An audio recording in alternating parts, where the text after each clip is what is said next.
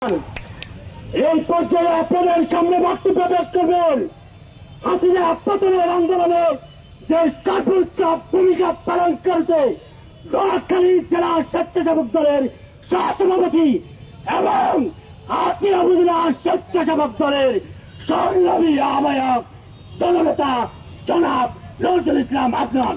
জননেতা জনাব নজরুল ইসলাম আদনানকে সংক্ষিপ্ত আকারে বক্তব্য দেওয়ার জন্য অনুরোধ আছি। বিসমিল্লাহির রহমানির রহিম।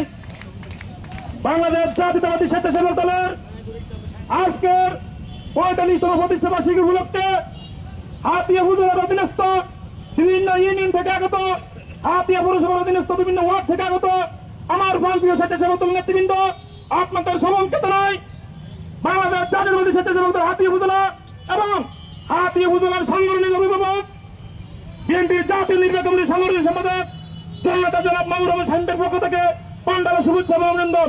প্রিয় নেতৃবৃন্দ, দীর্ঘ ১৬ বছরের স্বৈরাচার রাজনীতি বিরোধী আন্দোলনে বিএনপি আন্দোলনের পটভূমিতে বড় করে বিগত জুলাই আগস্টে স্বৈরাচার রাজনীতির পতন হয়েছে।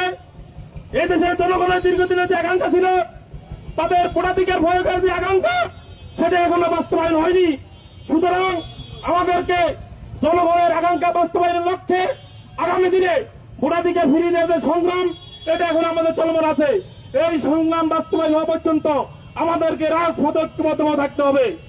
আমরা আগামী দিনে জনগণের ভোটাধিকার ফিরিয়ে দেওয়ার লক্ষ্যে একটি অবাধ সুস্থ নিরপেক্ষ নির্বাচনের লক্ষ্যে নির্বাচন বাস্তবায়ন হওয়া পর্যন্ত আমরা ঐক্যবদ্ধভাবে আন্দোলন থাকবো এবং আগামী নির্বাচনে দলের শেষ প্রতীককে বিজয়ী করার লক্ষ্যে ঐক্যবদ্ধভাবে সবাই কাজ করবেন। স্বেচ্ছাসেবক দলের প্রতিষ্ঠা বার্ষিকী আজকের এই প্রতিষ্ঠা বার্ষিকী সবাইকে আহ্বান জানিয়ে আজকের এই বর্ণাঢ্য র্যালি সমাবেশ এখানে সমাপ্ত ঘোষণা করলাম। উপস্থিত সবাইকে ধন্যবাদ জানাচ্ছি।